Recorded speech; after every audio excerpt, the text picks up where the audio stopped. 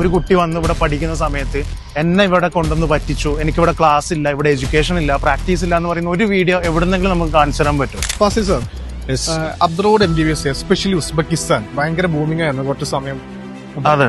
അപ്പൊ Uzbekistan scam ആണ്, അല്ലെങ്കിൽ ഇവിടെ പഠിക്കുന്ന ആൾക്കാർക്ക് ഇന്ത്യയിൽ വന്ന് പ്രാക്ടീസ് ചെയ്യാൻ വേണ്ടി പറ്റില്ല, അതുപോലെ ഇവിടുത്തെ അക്രിഡേഷൻ ഇല്ല, അങ്ങനെ കുറെ റൂമേഴ്സ് കേട്ടിട്ടുണ്ട്. എന്താ അതിനെ കുറിച്ച് പറയാനുള്ളത്?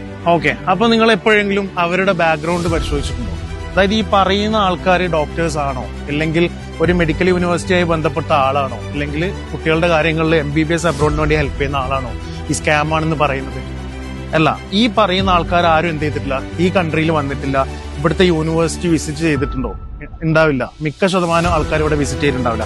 ഇവിടുത്തെ ഇൻഫ്രാസ്ട്രക്ചർ അവർ കണ്ടിട്ടുണ്ടോ? ഉണ്ടാവില്ല. അപ്പൊ അത്തരം കാര്യങ്ങളൊന്നും കാണാതെ വെറുതെ ഒരു ജസ്റ്റ് സ്കാമ എന്ന് പറയുന്നതിൽ കാര്യമില്ല. അതായത് ഉസ്ബെക്കിസ്ഥാനെ സംബന്ധിച്ചിടത്തോളം ഒരുപാട് രാജ്യത്തു നിന്നുള്ള കുട്ടികൾ എന്ത് ചെയ്യുന്നുണ്ട്, ഇവിടെ MBBS പഠിക്കാൻ വരുന്നുണ്ട്. അപ്പോൾ ആ കുട്ടികളോ അല്ലെങ്കിൽ അവിടുത്തെ ആൾക്കാരൊന്നും എന്ത് ചെയ്യുന്നില്ല, വീഡിയോസ് കാര്യങ്ങൾ ഇടുന്നതോ അല്ലെങ്കിൽ ഇത് സ്കാമ എന്ന് പറയുന്നതായിട്ട് ഞാൻ കണ്ടിട്ടില്ല. ഇതെനിക്ക് തോന്നുന്നു വെച്ചാൽ നമ്മുടെ കേരളത്തിൽ, സാക്ഷരത കൂടി നമ്മുടെ കേരളത്തിൽ ഉണ്ടാകുന്ന 1-2 പ്രശ്നങ്ങളാണ്.